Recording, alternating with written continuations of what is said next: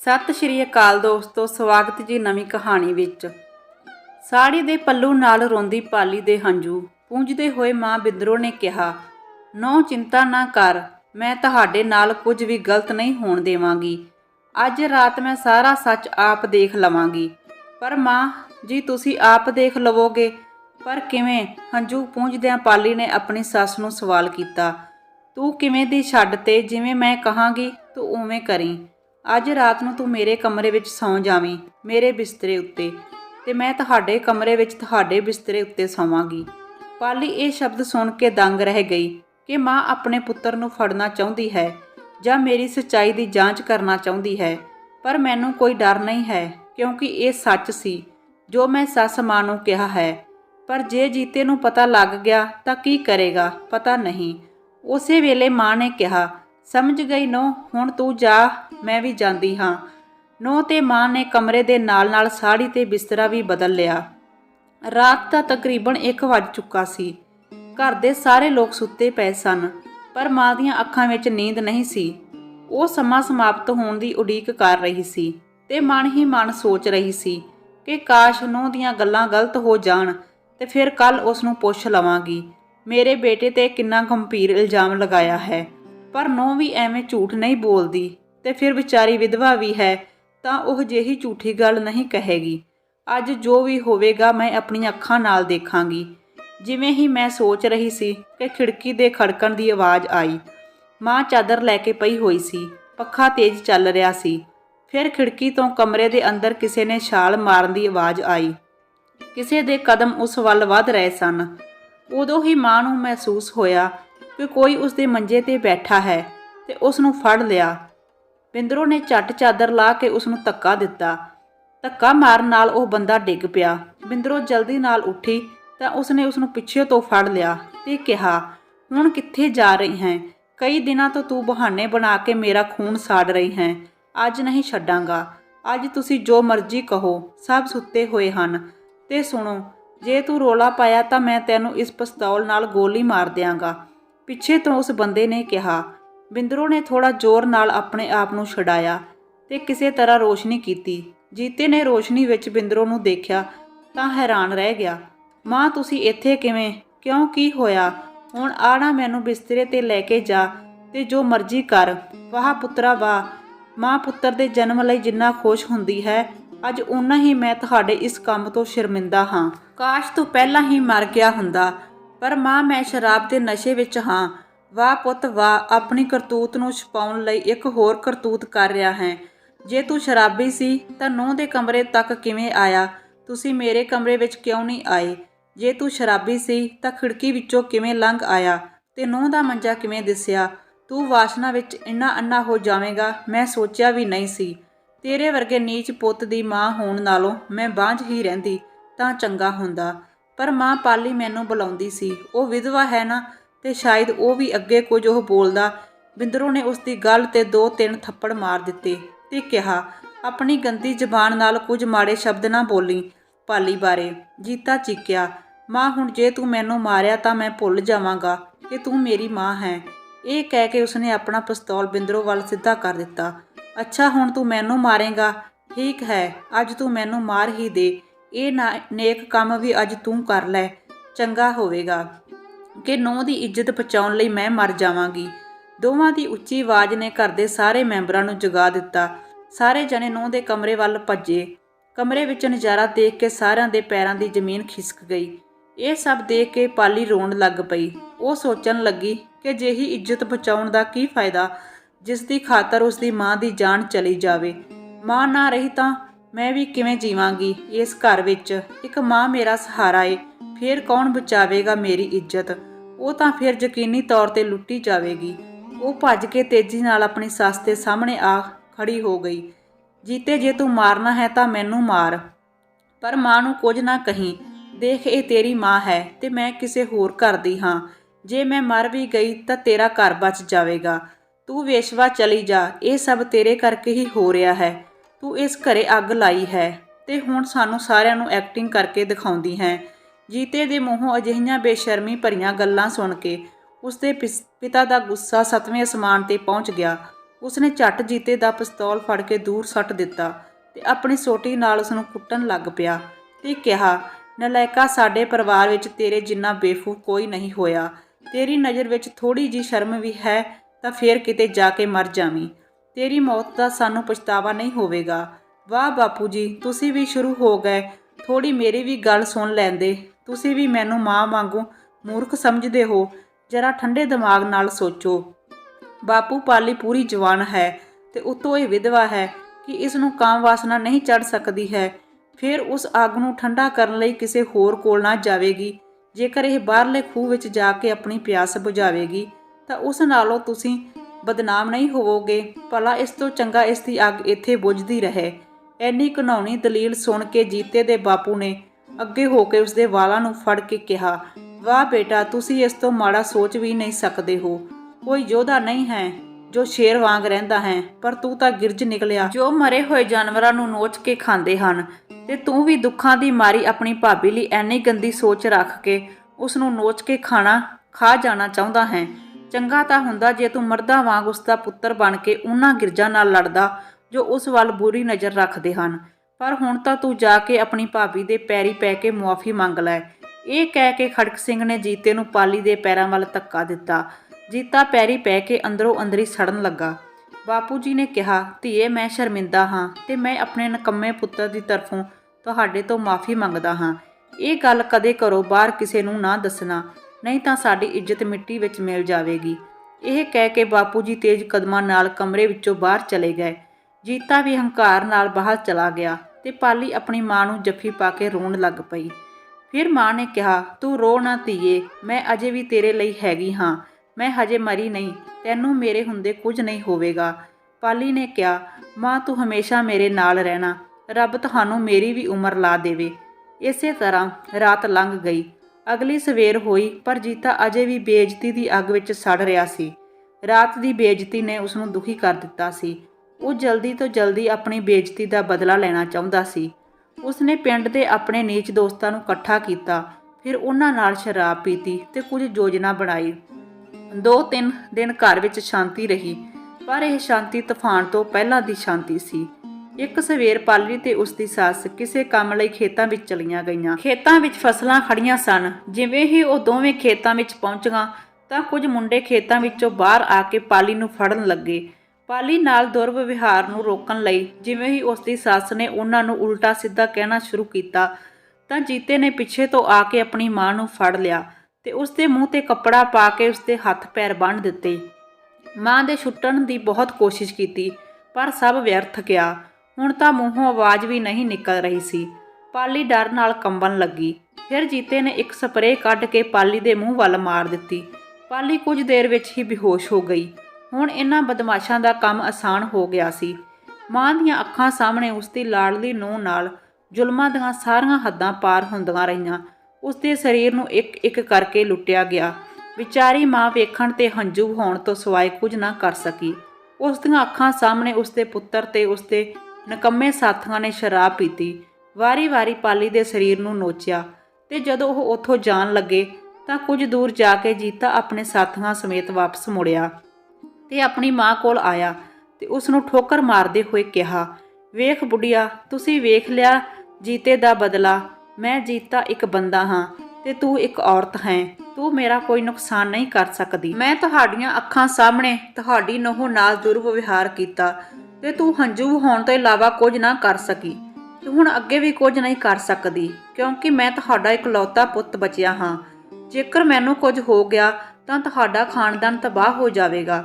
ਤੁਹਾਡੇ ਅੰਤਿਮ ਸੰਸਕਾਰ ਲਈ ਕੋਈ ਵੀ ਨਹੀਂ ਬਚੇਗਾ ਤੇ ਜੇ ਤੁਸੀਂ ਪੁਲਿਸ ਨੂੰ ਕੁਝ ਕਹੋਗੇ ਤਾਂ ਇਸ ਵਾਰ ਪੂਰੇ ਪਿੰਡ ਦੇ ਸਾਹਮਣੇ ਤੁਹਾਡੀ ਇੱਜ਼ਤ ਦਾ ਵੀ ਇਹੀ ਹਾਲ ਹੋਵੇਗਾ। ਸਮਝ ਗਈ? ਬਿੰਦਰੋਂ ਲਈ ਇਸ ਤੋਂ ਸ਼ਰਮਨਾਕ ਪਲ ਹੋਰ ਕੋਈ ਨਹੀਂ ਹੋ ਸਕਦਾ ਸੀ, ਕਿਉਂਕਿ ਮਾਂ ਲਈ ਇਸ ਸਥਿਤੀ ਦਾ ਸਾਹਮਣਾ ਕਰਨਾ ਆਸਾਨ ਨਹੀਂ ਸੀ। ਉਸਨੇ ਆਪਣੀਆਂ ਅੱਖਾਂ ਬੰਦ ਕੀਤੀਆਂ ਤੇ ਮਨ ਵਿੱਚ ਕੁਝ ਵਿਚਾਰ ਕਰ ਲਿਆ, ਪਰ ਕੀ ਇਹ ਕਿਸੇ ਨੂੰ ਪਤਾ ਨਹੀਂ ਸੀ। ਪਰ ਇਹ ਗੱਲ ਪੱਕੀ ਹੈ ਕਿ ਵਿਚਾਰਾਂ ਵਿੱਚ ਬਹੁਤ ਸ਼ਕਤੀ ਹੁੰਦੀ ਹੈ। ਪਾਲੀ ਪਹਿਲਾਂ ਹੀ ਮਰ ਚੁੱਕੀ ਸੀ।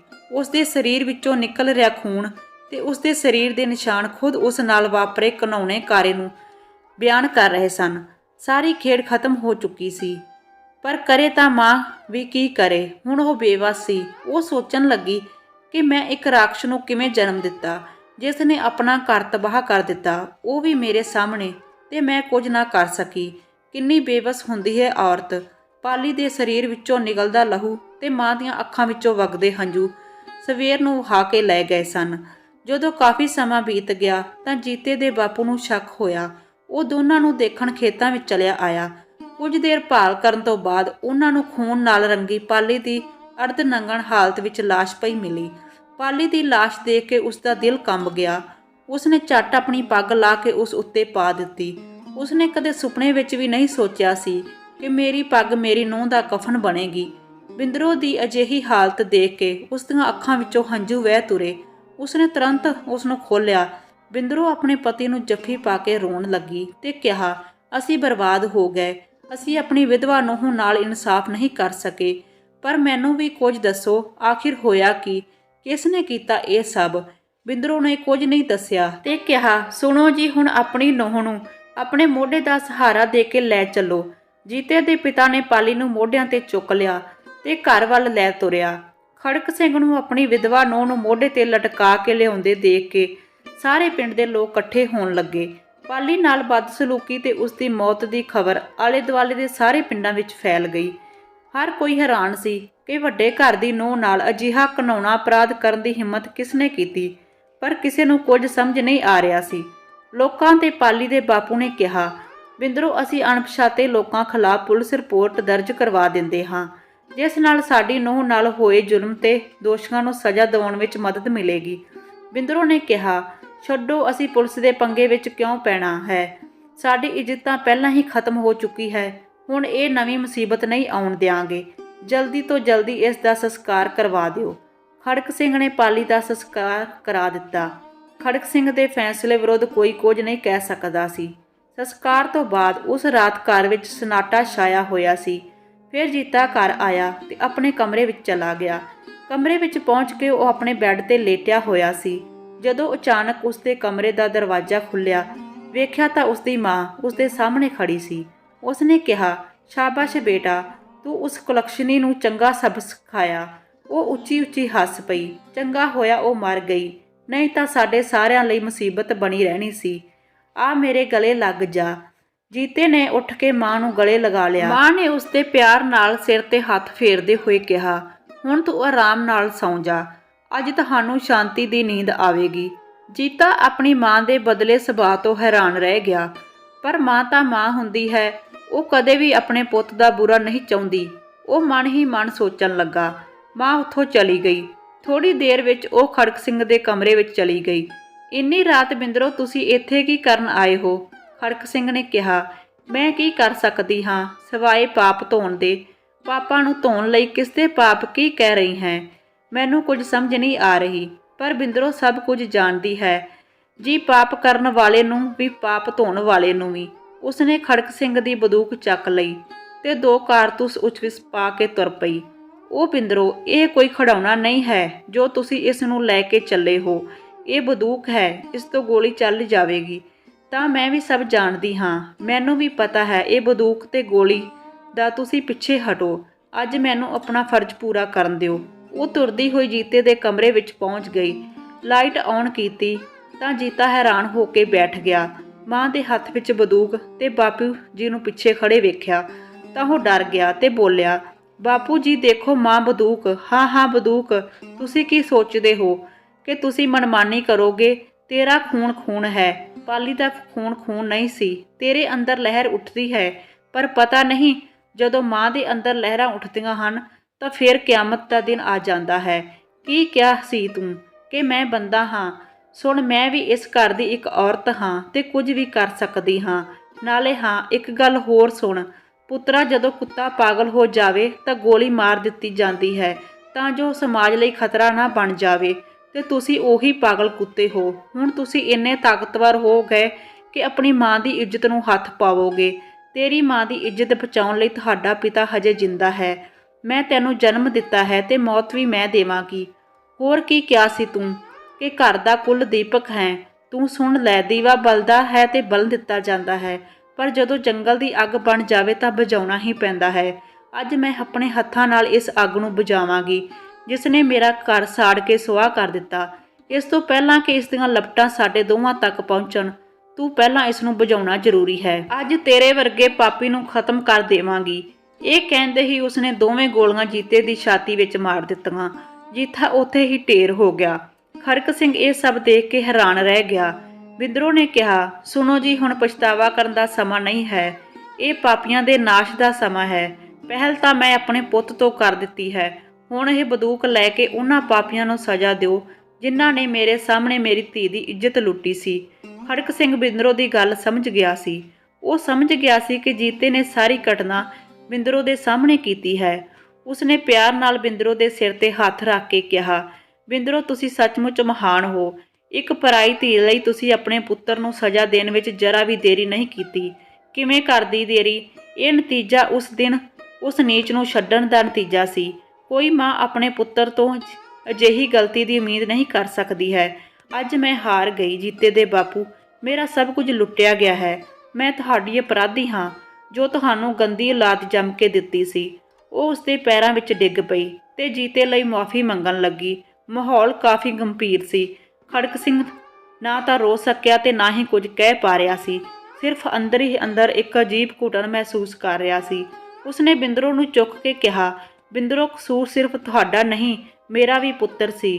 ਅਗਲੇ ਦਿਨ ਉਸਨੇ ਬਿੰਦਰੋ ਦੁਆਰਾ ਦੱਸੇ ਨਾਂ ਵਾਲੇ ਵਿਅਕਤੀਆਂ ਨੂੰ ਲੱਭ ਕੇ ਪੰਚਾਇਤ ਦੇ ਸਾਹਮਣੇ ਪੇਸ਼ ਕਰਨ ਦਾ ਐਲਾਨ ਕੀਤਾ। ਅੱਜ ਉਹਨਾਂ ਦੇ ਪਰਿਵਾਰ ਨਾਲ ਨੇੜਲੇ ਪਿੰਡਾਂ ਦੇ ਲੋਕਾਂ ਨੂੰ ਆਉਣ ਦਾ ਸੱਦਾ ਖੜਕ ਸਿੰਘ ਨੇ ਭੇਜਿਆ ਸੀ। ਹਰ ਕੋਈ ਹੈਰਾਨ ਸੀ ਕਿ ਆਖਰਕਾਰ ਪੰਚਾਇਤ ਪਰਿਵਾਰ ਨਾਲ ਕਿਉਂ ਕੀਤੀ ਜਾ ਰਹੀ ਹੈ, ਪਰ ਖੜਕ ਸਿੰਘ ਦਾ ਹੁਕਮ ਸਿਰ ਮੱਥੇ, ਕੋਈ ਕੀ ਕਹਿੰਦਾ। ਸਾਰੇ ਲੋਕ ਪੰਚਾਇਤ ਲਈ ਇਕੱਠੇ ਹੋ ਗਏ। ਖੜਕ ਸਿੰਘ ਨੇ ਪੰਚਾਇਤ ਵਿੱਚ ਪਾਲੀ ਨਾਲ ਹੋਏ ਅਪਰਾਧ ਬਾਰੇ ਖੁੱਲ੍ਹ ਕੇ ਦੱਸਿਆ ਤੇ ਇਹ ਵੀ ਕਿਹਾ ਕਿ ਇਸ ਘਟਨਾ ਵਿੱਚ ਕੌਣ ਵਿਅਕਤੀ ਸ਼ਾਮਲ ਹਨ ਜਿਨ੍ਹਾਂ ਨੂੰ ਜਿੰਨੀ ਜਲਦੀ ਹੋ ਸਕੇ ਪੰਚਾਇਤ ਨੂੰ ਸੌਂਪਿਆ ਜਾਵੇ ਤੇ ਫਿਰ ਸਾਰਿਆਂ ਨੂੰ ਸਜ਼ਾ ਦਿੱਤੀ ਜਾਵੇਗੀ।